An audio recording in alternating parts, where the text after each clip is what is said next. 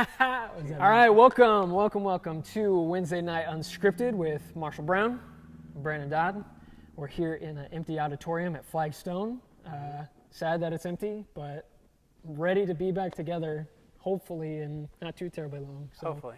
we are praying for the day that happens because we're Absolutely. eagerly anticipating that. Yes. In our Unscripted series, by the way, thank you for joining us today. In our Unscripted series, we have gone over, I don't know, a lot of topics.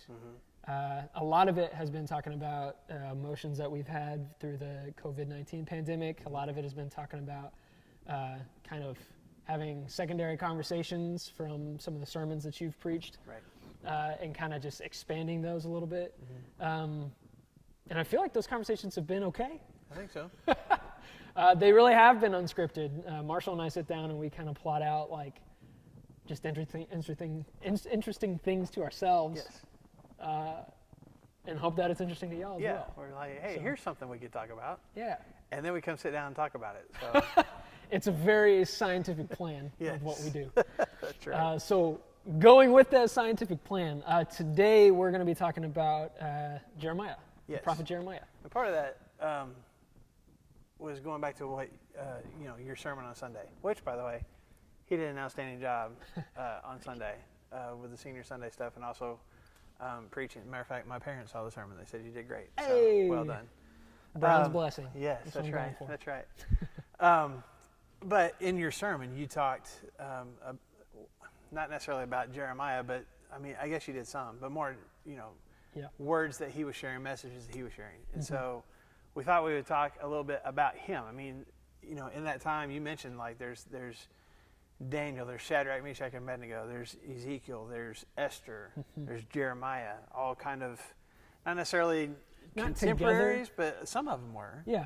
But anyway, since you mentioned Jeremiah's messages more than once, we thought, hey, let's talk about Jeremiah a little bit and just why he had some of the messages that he had and what that would have meant to maybe the people that were hearing him. Yeah. And so Jeremiah's got, 52 chapters in it. So we're going to start with chapter 1. We're just going to holy cow. See, you can hear everything clicking off right now. they're like, no. 52 chapters, done. Yeah. I'm out. Now, I mean, before we even do that, I think it's important for us to think about, okay, so Jeremiah and then prophets in general, I was looking at, because we're nerds and stuff, I was looking at the stuff that people read out of their Bibles the most. What would you think? If random people are turning to the Bible, what are you reading first? Like, what's a go-to stuff? Well, I mean, either Genesis, if you've never read it before, you start with the beginning, or you go over to gospel kind of stuff. Yep. Yeah. Matthew, Mark, Luke, and John. Yeah. When I see the red, Yeah. I'm down. Oh, Let's okay. go. Oh, yeah. Yeah. Yeah. But you know what the least one was? It was the prophets.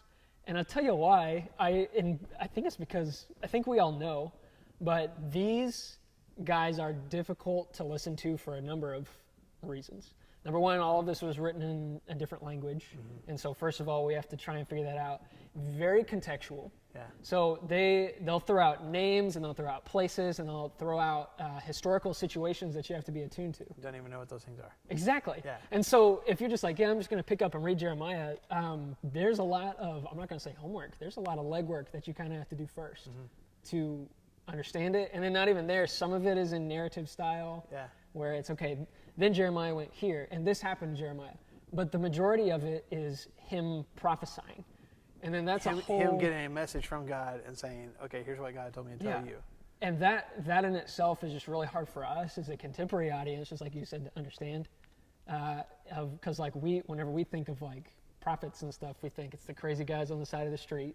It's the hand readers or something. Well, it would be the same thing, not exactly the same thing. It would be similar to like, hey, here's a book of different presidents' State of the Union addresses. And like, knock yourself out. Like, why would I want to read through that? Just give me the highlights. And I think that's the kind of like, just tell me what the basic book is about. We got 52 chapters. Some of it's repetitive. Yeah. Like, just give me the highlights. So to your point, like it's hard to read through those kind of things because it's not telling a story unless you like dig in and find out more about it. It's like commentary on the story that's already happened and then commentary for things that have yet to happen. Yeah. And so it's like there's so much stuff that we have to know. Well, so, I mean, I kind of did this in my sermon just a little bit too, but so you've got God's people, the covenant that God made with Abraham with these people. They're huge people, enslaved by Egypt. God delivers them, brings them into the promised land for hundreds of years, okay? And then they get taken over by another huge empire called Babylon. Right. They get destroyed, decimated. Some people are left in the city, but slowly, I mean, these people are taken off into the land of Babylon to be captives, exiles away from their own land. And other people are allowed to move into where they were taken from. Land. So Jeremiah, like you and I know, is somebody that was left behind. Right, yeah.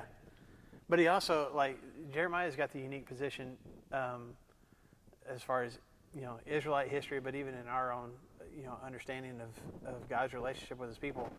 He got to witness both. He got to see when the kingdom was doing okay and when things were falling apart and when everybody got taken away. He witnessed all of that. Yeah. Like, he's an eyewitness to the destruction, to the things leading up to the destruction. And then this is an eyewitness account of things are good.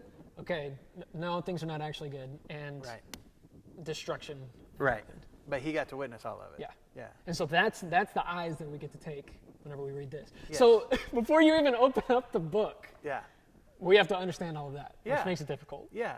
But man, there's so much good and there's so much truth that we can take from that. Because yes, this was like a guy talking about the past and talking about, okay, this is what's going to happen, and then reflecting on what just happened. And all of that happened how many years ago? Like From this now? You're is talking 4,000? from today, you're looking at 2,600 years ago. So here we are trying to get biblical truths to know more about God, to know more about his people, to know more about us. And that's exactly what Jeremiah does. Right. Is because he exposes, in all of it, he exposes us for who we really are. Yeah. Loved so much by God, but held to the consequences of our own actions. Right. And so that's kind of where he goes. So I don't even know where to really start this besides the beginning. Yeah. Not starting in chapter 1 like we were joking about, but just kind of figure out who is this guy, Jeremiah. Okay, so you find out if you go to the very first part of Jeremiah, I mean, it basically says, hey, here's this guy Jeremiah. And here's when he lived, and here's when he talked. And it mentions these kings that were reigning, and he was the prophet during those reigns. And so you kind of get a guess as to the time frame and stuff, knowing that he prophesied or preached for about 40 years. But it also says that he's from a town called Anathoth, which... Anathoth. Yeah, it almost sounds like you got some kind of a lisp or something. Anathoth. I'm from Anathoth. But that's where he's from. And just to give you just a little bit of a history of that, if you go way back before, so let's see, it'd be a good 500 to 600 years before Jeremiah, there was a priest whose name was Eli. You go back to the book of Judges and, I guess 1 Samuel. That's where you find out about Eli. We talked about Eli 2 or 3 weeks ago whenever we talked about Samuel. Yes. So here I am. Yes, so that's Eli. So Eli, okay, so when Samuel hears the message from God, when he hears God calling him and he says, okay, speak because I'm listening, the message that he got was to tell Eli, hey, Eli, you've been a really bad dad. Your sons are horrible and they're going to die an awful death. Woohoo! That's the message that Samuel got given by God. And dreading to tell that to Eli the next morning. The next morning, Eli's like, "What God tell you?" Can you imagine having to tell him like that? I'd rather not say. Yeah, you know, it's between me and God. But he told him anyway, and you would have to know. I'm not going to go into details on it, but Eli had done a bad job, even though he was a priest and doing godly things and helping people worship God. He wasn't very good as far as raising his own kids, and his sons had turned into awful human beings. Priests. Apparently, yes. Awful. Yeah. Yeah. And so part of the punishment that God tells him is not just your sons, but your descendants from now on. None of those male descendants are going to die of old age. It's not that they're going to die in infancy, but they're not going to die of old age for whatever reason. They're either going to die young, they're going to die in battle, something's going to happen. Okay, so the next thing that happens is his sons die in battle. They go with the army to go fight a battle, and they end up getting killed. You fast forward a little bit, a few decades, and when David is on the run from King Saul, running for his life, he comes to a town where there's a whole bunch of priests living, probably where the tabernacle was at the time. He gets help from the high priest that was there at the time, gets some bread, gets some supplies, gets a sword, and takes off again. The priest doesn't even know that David's an outlaw at this point, so he didn't realize he's doing anything wrong. But somebody tells on him, and Saul comes, says, "Did you help out David?" And he's like, Yes. "Yeah, like, why wouldn't Yes. I?" And so Saul ends up having this guy and all the priests that were living there, having them all killed. Well, those guys were descendants of Eli. One guy escapes. His name is Abiathar. He is a priest for David until David gets to old age, and Abiathar tries to side with another one of David's sons instead of Solomon, another one of David's sons who tried to set himself up as king. And Let me guess. well, so that whole plan backfires, and Solomon doesn't have him killed, but says, "You're not going to be a priest anymore," and sent him home to, guess where? Anathoth. And that's the last that we hear of Abiathar. So probably he didn't die of old age. You know, Yep. I'm sure the curse is true. That's where Abiathar was the great grandson, I think. I got that in my notes. Great grandson of Eli. I don't know how far down the line Jeremiah would be. Jeremiah could possibly be one of these descendants who's not supposed to live to an old age, but we don't know that for sure. So I won't just say, man, flat out, he's a descendant of Eli. Could have been. At least if he's from Anathoth, he knows the story and would be familiar with. I mean, most of God's people would be familiar with the story, but he would be familiar with what happens when you not even pretend, but you are religious and yet not fully committed. You know, when you do all the right things when you're at church, but there's this other part of your life that, is not fully committed to God, and the consequences of that. Jeremiah, not that he's experienced those things himself, but he knows the legend, and he knows for sure what that looks like and how much that bothers God, and what kind of consequences there are when that's the kind of life that you live. So that's something that's deep inside of Jeremiah. For sure. It's something that's probably been ingrained into him, growing up. Yeah, and he probably has an ear to, I definitely can tell whenever this is just a facade and whenever this is genuine. There's probably a better awareness of hypocrisy that he has, maybe compared to other people. Yeah. Yeah. Which nowadays could seem like a little bit of a blessing and a curse at the same time. Right. And if you read the rest of Jeremiah, that's absolutely true. But Totally. I'm sorry. Totally. Go- No, keep that's going, 'cause that's so. That's then Jeremiah just gets this calling from God. Hey, I'm going to give you messages that you're going to need to go tell the people. And Jeremiah's immediate response is, no, rather not. Can we not do that? Which, you kind of think, like, if I heard God talking to me and God saying, here's what I need you to go do, I feel like I would be, even if I wasn't excited about it, I'd be intimidated enough, like, Well, yeah. okay, I'll go do that. And Jeremiah's like, I think you should pick somebody else. And I appreciate the honesty. I appreciate Jeremiah going, nah, I'd rather not do that. And his excuse is, I'm just a young guy. Now, that's probably not that he's a kid necessarily, but at least fairly inexperienced in life in general. Yeah, I mean, if he was preaching and prophesying for 40 years, I mean, he had to start young. In his 20s or 30s or something. Yeah, like maybe that, even right? a teenager. Yeah. Maybe even a teenager. And that's why he tells God, man, I'm just a kid. And God's like, You got a word? that's no excuse. child. I'm going to give you something to say, and go say it. And so, that's what he does. So that's the leaping off point for the next 52 chapters. Which is really good, because I think that knowing that about Jeremiah, what the legend was in his face, or the fact that he could have been a descendant, maybe, and now he's got a word from God and stuff, that kind of colors why Jeremiah is the way that he is later on. So, Yeah. So anyway, I don't know where you want to go from here. I was just thinking we kind of just talk about some of the things, either different chapters or different pieces of Jeremiah's life that kind of speak to us or jump out to us a little bit. Yeah. And well, go ahead. no, just it's funny because Jeremiah is probably my senior or junior year at Harding. really came to life for me for the first time.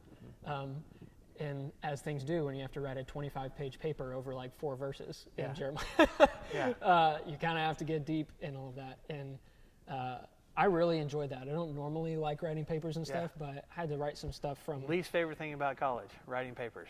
I hated it. Man, so go ahead. For a while, like, English was like my jam. So Yeah. like I wanted to do English stuff, and I didn't exactly know why. So for some reason, I kind of know why now. But man, I was totally into that. But Jeremiah became one of my favorite prophets, became one of my favorite books and stuff. And there's just, as I read and just realized the story of everything that he went through and stuff, I mean, I'll tell you why. I remember whenever you and Chris and the elders were interviewing me at the building the first time that I came up in this other room, at least I think it was that time. You asked me, I'm pretty sure it was you, because Bible, I think you would have to. What is your favorite Bible character and why? I remember saying Jeremiah.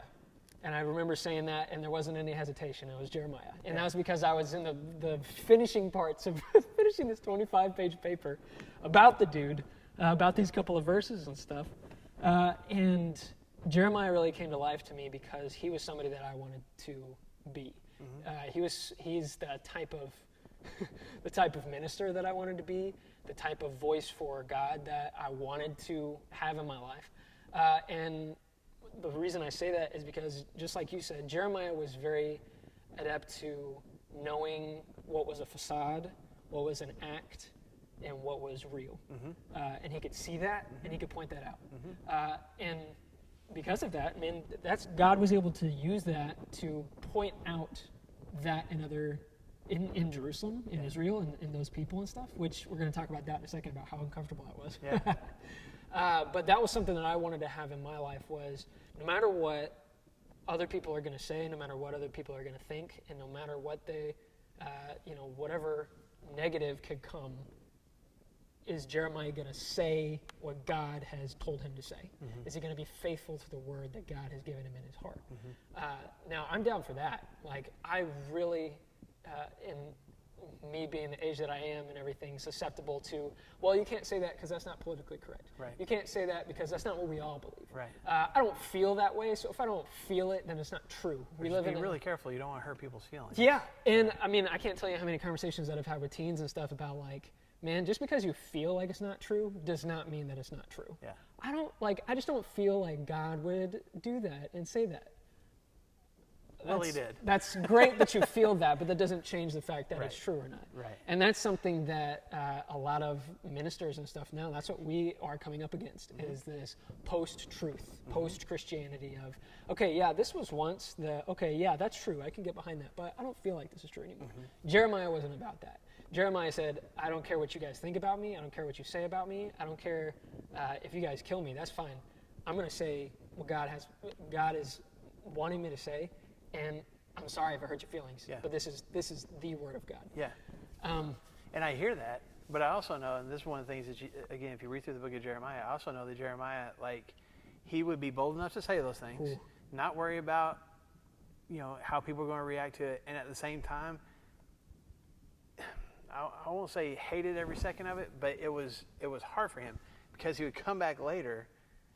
There's almost like introspective thoughts, like, man, I don't want to say this, or I didn't want to say what I just said, or, he gets thrown in prison, bad things happen to him, and there's part of him, it's not just in chapter 1, there's other, not a whole bunch, but other times throughout this whole book where he's like, man, God, pick somebody else. Like, I'm tapping out here. I'm done saying this because it's not that he's unpopular. Well, I mean, he probably is. Yeah.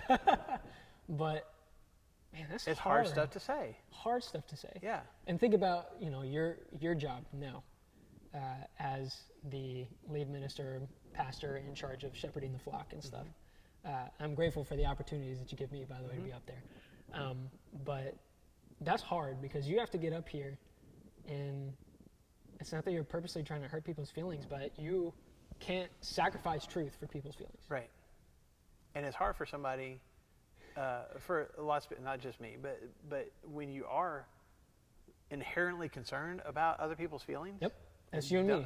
You and me. Well, It's hard to say some of those things sometimes, and I think Jeremiah struggles with that too. Like, man, God, I don't want to say this. That's why I like him so much. Yeah. Is because that's what he wants to be, and that's what he is.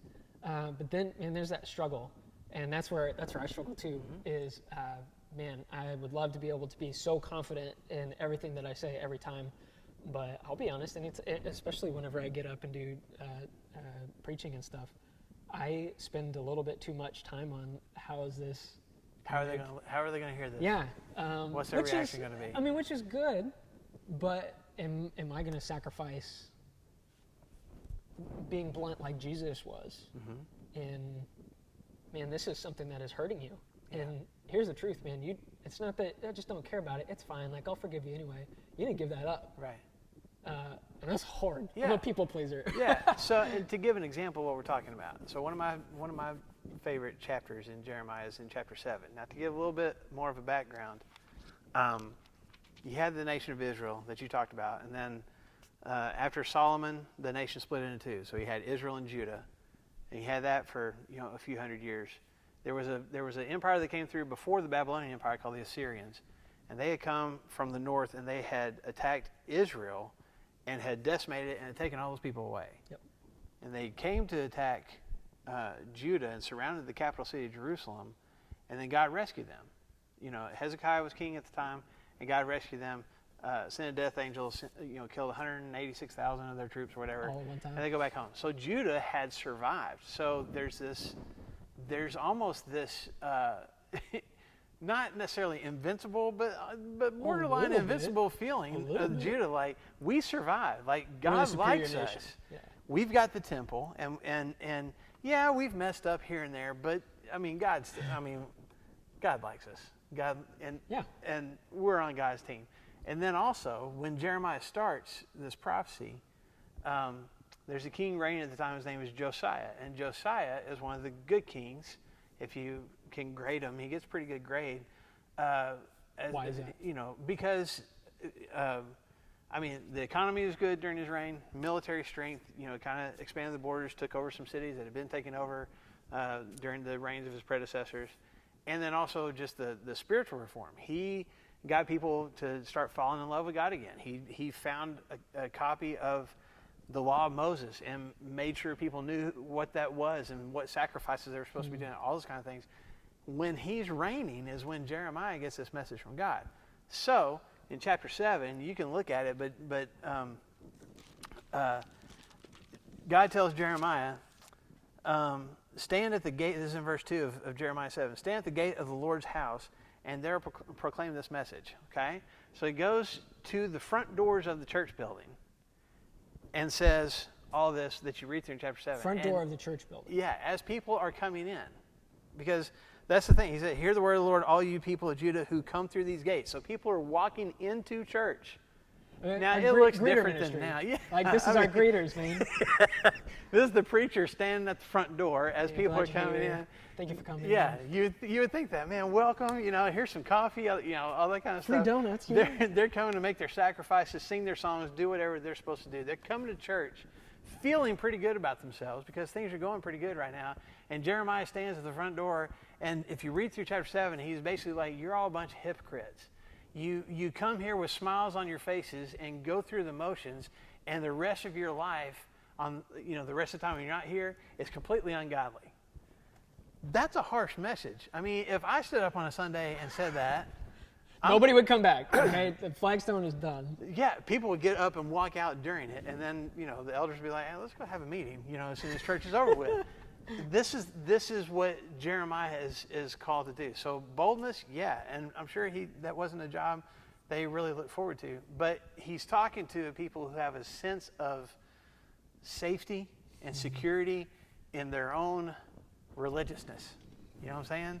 We are so good and we are so religious. And he even calls them out. He says, you walk in here going, the temple of the Lord, which sounds weird to us, but it'd be like chanting, like, go hogs or something. They're so proud of being God's people and having God's house, being in this temple. They think nothing's going to happen to us. Nothing could possibly go wrong. Something almost went wrong, and God rescued us anyway because he likes us that much. And God's message to his people is, I'm not crazy about you right now.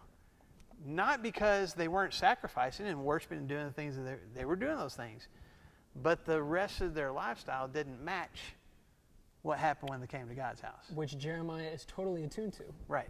As uncomfortable as it is, that's something that God is saying, and he's like, I see it. Yeah. I know. Yeah. Yeah. And it's from this.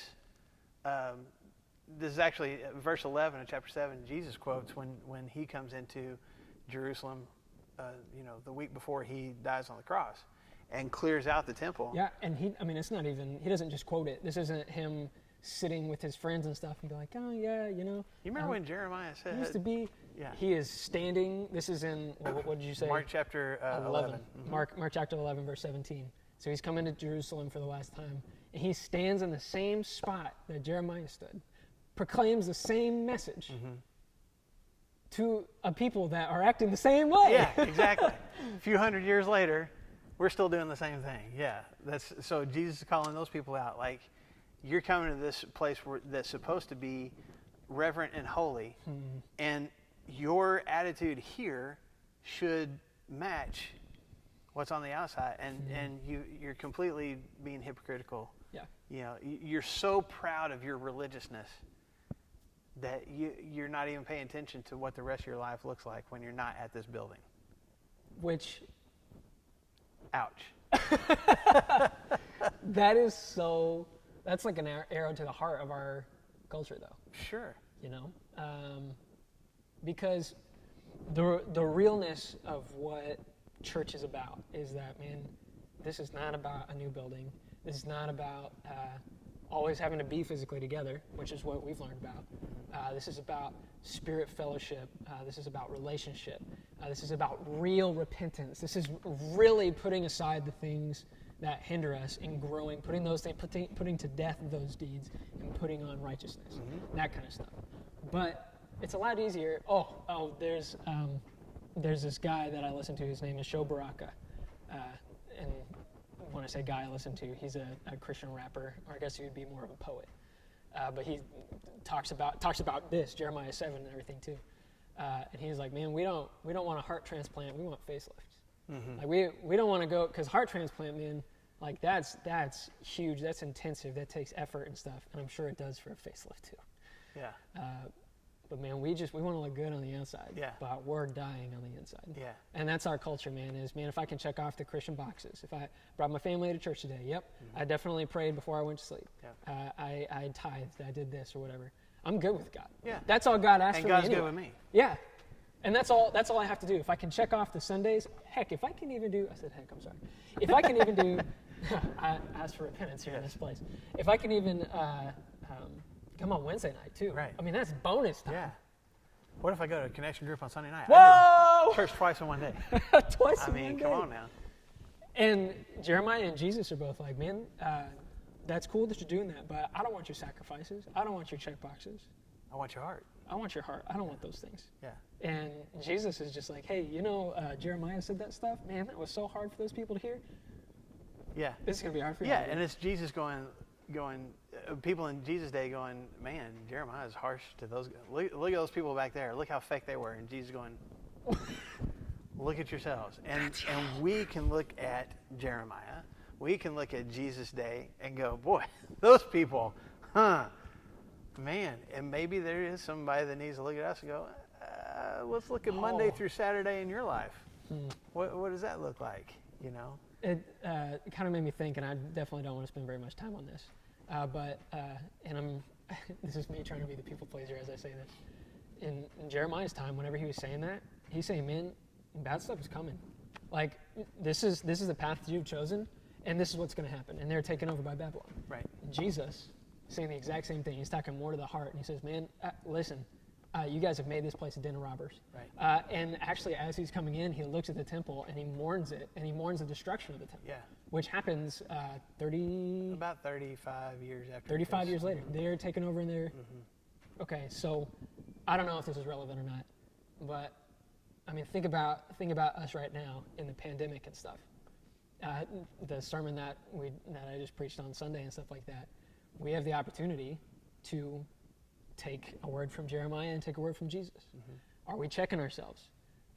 Have we been checking all the boxes? Because right now we can't check any boxes. Nobody's going to know if we watch church or not on Sunday mornings. Nobody's going to know that I didn't pray at night. Nobody's going to know any of that stuff. And so right now, God could be looking at us in the face and saying like, okay, since you can't check any boxes, is that all our relationship really was? Right. And I mean, talk about starting to sweat a little bit. Yeah. I mean, that's really like, well, maybe I need to do something. Maybe I need to adjust a little. Yeah. It's introspective for sure. And I think that was probably the purpose of Jeremiah's message there. Yeah. When you're coming in this building, where are you really? Where's your heart? Where's your, what does the rest of your life look like compared to the worship you're about to give? Yeah. And, man, we spent a lot of time on that, so I apologize. But then you move on through the rest of Jeremiah. You've already mentioned this. I mean, it's not just Josiah's reign. There's more king. I mean, he's there to the end of this kingdom for the next 40 years. And he is consistently giving these messages of bad times are coming, bad times are coming, bad times are coming. And he even offers a message of hope. And, God even says, hey, man, I've got you marked for destruction. But any kingdom that I'm marked for destruction, if they'll fix it, if they'll make changes, if they'll listen and do what I'm asking them to do, destruction's off. I won't do that anymore. Which, there was already an awareness that God had of, we're a few years away from you guys being destroyed. And he's even telling them, here's the name of the king that's going to do it. Like, it's coming. I thought this was some, whatever this is the guy that's going to do it. Yeah. But he's still telling them, man, if you would just listen and not just hear, but listen to what I'm saying and make some changes, you won't have to go through these consequences. And that's part of Jeremiah's plea through this whole thing. It is gloom and doom. It is bad times are coming. But there's something that you could do about this. There's still time. There's still time. There's still time until there's no time. It actually happens. Yeah. Yeah. Because eventually there reaches a point of no return. Right. The moments that are set in action right now, it's not that God can't stop them, but he knows that that's what Israel needs at this point. Yeah. It's a heavenly father's discipline to his children. For sure. As violent and scary as it is, man, that was a wake-up call. Yeah. For a while. Yeah. Yeah. I mean, there's a couple of places we've got some time just to kind of flesh out some of these thoughts and stuff, but just to put a little bit more flesh on Jeremiah. He's this guy that I've heard talk about, and it's because Scripture talks about him this way. He's this guy with an iron tongue. He comes out, just like you were saying, he is ready to pronounce the real word of God and to say, men, you guys are failing, and you guys are failing hard. Turn back, come on, put away all this stuff and get back into that right relationship. And there's even other guys, I'm sorry to interrupt, but No, there's you're even fine. other guys that are prophesying going, hey, Jeremiah, Dude. I wouldn't listen to him if I were you. There's other, it's not even that it's hard to hear. There's other people going, that's that guy. This guy's harsh. Yeah. You don't want to listen to this guy that's harsh. Let me soften things a little bit for you. That's Anyway, that's the preachers that we listen to nowadays that are like, dang, that's a little uncomfortable because he's speaking right to me right now. Yeah. And it makes you want to listen more and not to listen anymore. Yeah, for sure. This is a little painful. The heart transplant, not a fun time. Yeah. But so he's known this iron mouthpiece of God, able to go and come off so strong and be awesome and all that. And that's one of the reasons why I really like him, is because that he's able to do that so well. But then the other reason that I like him is because I relate to what you were just talking about too. Man, come out and be strong with your words, and preach the word, say the word, be faithful to what God has, and that's what each and every single one of us have the opportunity to do. Are we going to really live out our faith? Are we going to offer opportunities to not go and say, hey, I'm going to convert this person, but man, I'm just going to offer love and I'm going to offer prayers. Man, I see you're going through something. Let me pray for you. Offer that. Are we going to do that, or are we going to shy away from that? Or even to go a step further, and when we see people that are making ungodly choices, and we can see, man, I see the consequences that you're heading towards. And we talk about that with kids and even teens, but man, even adults too. I see the kind of choices that you're making in your marriage and your parenting, your job, and all these different things. Do I have the boldness to, with as much love and compassion as I have, to be able to say, hey, I see where you're heading, and that's a bad direction to go. And that's or to be uncomfortable, like, well, it's their life, and I don't want to intrude, and I don't want to, ruffle any feathers. That's our problem, though. Yeah. Is because and that's my problem, is because we don't like being uncomfortable. And we don't want to offend somebody else's what they think is right. Or say to somebody, I heard somebody else say, Tim Mackey with the Bible Project, actually, he said that the cardinal sin in our society is me saying that something that you're doing is wrong. Yeah. That's the cardinal sin. Yeah. I'm like, oh. Yeah. Well, that's absolutely true, though, for sure. But so I think that what comes, and we kind of need to be quick. Marshall, by the way, I know I'm taking up more time by explaining this, but Marshall and I both said, man, we could talk for like an hour and a half about this. At least. So, At least. just to let you know, we're going to try and keep it to 40 minutes. Yeah. But there's this, I've preached about this once before in one of my first sermons that I did here. In chapter 20 of Jeremiah, Jeremiah is preaching the word of the Lord, and there's this priest. His name is Pashur, I think. I think you're right. Pashur, that's right. Pashur, and he comes up to Jeremiah, and he imprisons him. He says, no, you can't say something like that. Imprisons him for a day. Then whenever he lets him out of the stockades, Jeremiah lights him up. He was like, how dare you? He calls him some pretty bad names. Yeah. Blah, blah, blah. And then when you get into verse 7 of chapter 20, and this is what I really like about Jeremiah, is that, yes, he's so bold and down to follow God's commands of, man, you have to tell these people right now because this is it. This is their last chance. Yeah. And you have to be the bringer of that There's last chance. a sense of urgency there. It's got to be hard. It's got to be, you've got to bring the big guns. Yeah. And so he does that, and he comes off, and he tells off this preacher, and he's like, man, like, you don't even know, like, I'm going to curse you because I'm trying to say the words of God, and you are not. Like, you're the hypocrite, blah, blah, blah. He says all that stuff, and you're like, yeah, go Jeremiah, good job. You're speaking the word of the Lord. And then in verse 7, he says this. He just kind of goes into prophet mode. He says, "O Lord, you have deceived me, and I was deceived. You are stronger than I, and you have prevailed. I've become a laughingstock all the day long. Everybody mocks me, because whenever I speak, I cry out, and I shout, violence and destruction, God's words. For the will of the Lord has come to me. And if I say I'm not mentioning him, I'm going to mention his name. There's a burning fire inside of him." And then, let me see where it is. Verse 11, he says, "But the Lord is with me as a dread warrior." And that's the only time, this is one of the verses that I spent a lot of time with on that big paper. But that's the only time that God is referred to by that phrase. That phrase, dread warrior, is used for enemies of God. Used for the enemies, these other kings and stuff, these other gods, and saying like, man, they are. But Jeremiah is pointing to God and saying like, man, like, I am let down. Like, I'm doing what you told me to, and I'm reaping negative consequences. Yeah. And he's open, and he's honest, and he's bearing his soul. And I really appreciate that about Jeremiah, because he is practicing what he preaches. He's not going to put on this face of strength. When he doesn't feel strong. When he doesn't feel strong, and where does he go with that? He brings it to God and says, God, I feel like you have lied to me. Yeah. I feel like you set me up, man. Yeah. I'm saying what you want me to say, and yet I'm being like persecuted because of it. Yeah. So what's the deal? And the best part about that is that God doesn't come out and say, whoa, don't you dare talk to me like that. Yeah. This is one of the instances that God takes it. And it's like, I understand that you feel that way, and I'm sorry. And that's it. And I think that that's something that's beautiful about God that we don't talk about very often. And I know that we're going to wrap up here not too long, but Jeremiah is also called the depressing prophet because his entire message is very depressing. Listen, you guys are going to die. You guys are going to get taken over. And actually, there's probably no way to stop that now. But it's happening.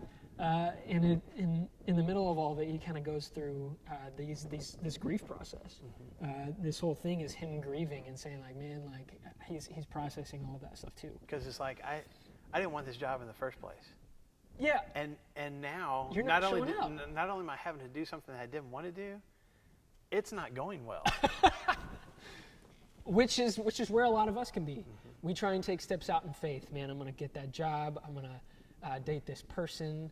I'm volunteer in this particular thing. Yeah, and it's not this easy path. Right.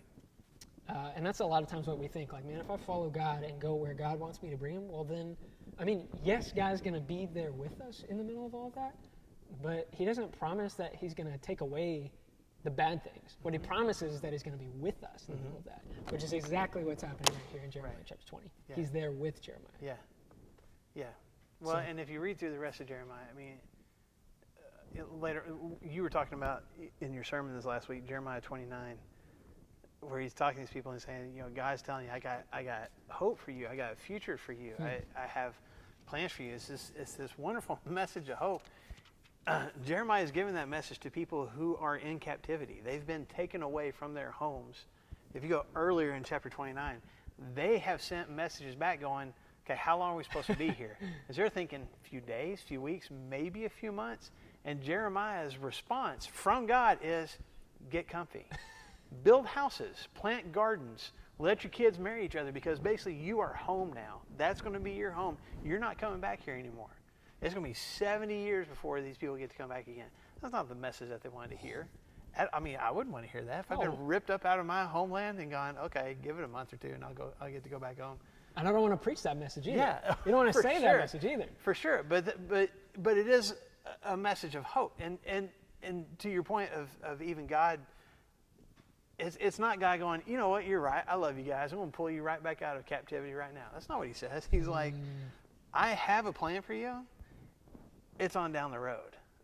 It's a good plan. So, yeah, it's a great plan. It's going to give you a future, just not right now. It's two generations way on away. down. Yeah. 3 generations away. And so there's kind of a message there of, yeah, sometimes you deal with consequences, and sometimes things don't go according to our schedule, and it's okay for us to even cry out to God and complain about that.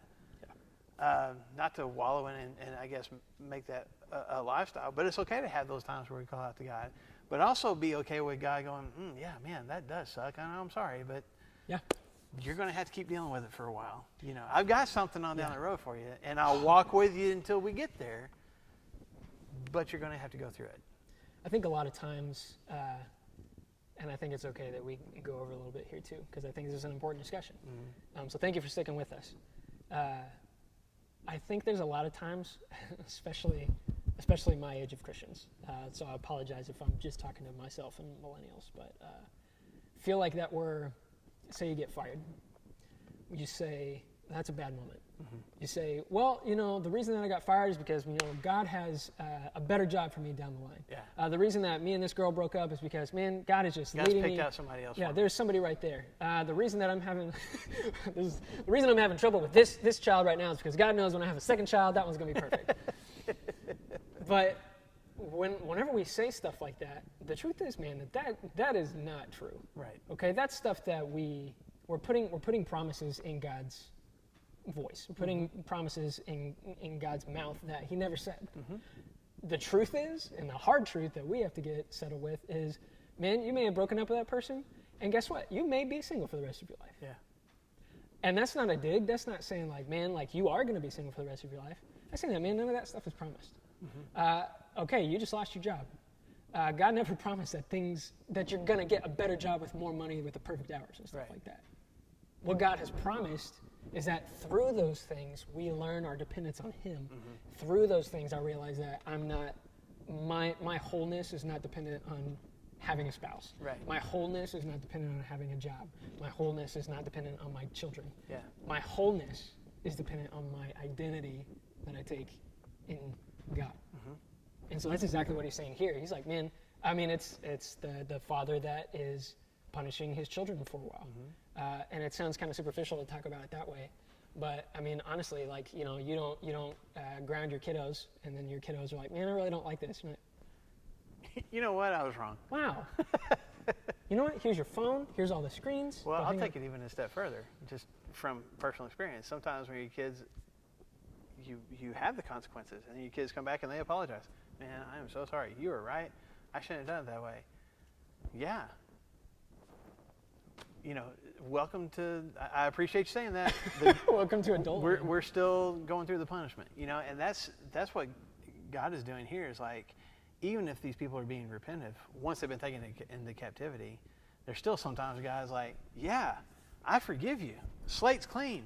You're still going to have to deal with consequences. You know? That's the only way they can learn. The repentance doesn't necessarily remove Yeah. And the grace doesn't necessarily remove the consequences. Yeah. Because that's all about just our connection, our relationship, not the consequences themselves. Morgan and I, thank you for listening. I keep looking at the time here and thinking, oh man, but We're going to stop. We're going to stop. but we will at some point. Morgan and I were listening to an Enneagram podcast because we're nerds yesterday, and we're going to listen to one today too, unapologetically. But one thing that they were saying about the Enneagram thing, that's just a personality test and talks about relationships and how you see the world and stuff. I see that look. I know. There's no judgment here. I'm listening. Yeah, I don't know where you're okay. going. All right. But we've talked about the Enneagram. I've never taken an Enneagram a couple of test. times. Tell me this man isn't a 9, okay? Tell me this man isn't a 9. I don't even know what that means. Spoken like a true 9. Hi, I'm a 9. I don't even know. But something really important that they said was, and it was contextual, but we try so hard to get rid of the worst parts of ourselves, but it's the worst parts of ourselves that tell us the most about who we are and where we need to go. And I know that's really contextual and stuff too, but just thinking about this captivity and stuff, man, it was that captivity, it was the punishment, it was the, man, like, we really have not been faithful to God. And this is the consequences from that. It's in the middle of those dark times and the punishment and stuff that we really realize what's going on in our own hearts. We really realize the things that we need to adjust, the things that we need to change. And so all of us, man, we're so eager for God to helicopter rescue us from the storm. Yep. Help is on the way, and grab us and blow us out of the storm. But the reality and what Jesus literally did was, I'm not going to take you out of the storm, but I will be here with you. Yeah. I will be present in the storm. Yeah. And it's not that God never takes us out of the storm. Sometimes he does. Yeah. But to be okay in that relationship and hold on to our faith when he doesn't. Yeah. For sure. And that's difficult. Oh my gosh. That's difficult. Yeah. Yeah. We need to stop. We can keep going. I'm already thinking more things. I know. I even have more notes right here. So, who knows? Maybe next Wednesday we'll just pick up where we left off with Jeremiah. I don't know. Just talk even more. Hopefully you guys will do a little bit of study on your own. I mean, feel free. It is 52 chapters. It gets a little bit. If you try to read it all in one sitting, it can be a little bit tedious. But there's some good, solid truths in there. And also just a perspective that you get, because there is some storytelling too. It's not just prophecy. There's some interactions that you see Jeremiah go through with other people and in his just personal conversations with God. They're very enlightening and very encouraging for us, even as Christians today. If that's something that you're really interested in, like I said, call or text me, because I can talk about Jeremiah for 47 minutes. But if you need a good place to start, man, if you've got a study Bible, definitely open that up. Look at the contents at the very, very beginning, the author description, all that stuff. That helps you understand a little bit more what's happening, and it helps verse by verse. But if you want something a little bit quicker, on YouTube, if you go to the Bible Project and then type in Jeremiah, the Bible Project, in 7 minutes they go through all 52 chapters, and in a way that points us towards Jesus, which is fantastic, which is what we try to do here. And in a way that's concise and makes sense. Yeah. And all of that in 7 minutes. So I encourage you guys to go and check that out. Yeah, Jeremiah's there's also a lot of resources on our Right Now Media thing. So go on our website, on our church website, click Right Now Media, and go find it. There's a lot of stuff, a lot of good stuff there. Not just about, application, but even just about the history and what's going on. So we really are stopping now. Thank you for This is it. Thank you for being unscripted with us, and we'll do this again next week. Hope you guys have a great week. Memorial Day is coming up this weekend. So. Interns are coming on Saturday, by the way. Oh, yeah. Our youth interns will be here to sit in living rooms and talk to kids on their computer screens. No more going out to eat, so we'll see. So we're looking forward to that, too. Have a great week, guys. We miss you. We love you. We'll talk to you soon.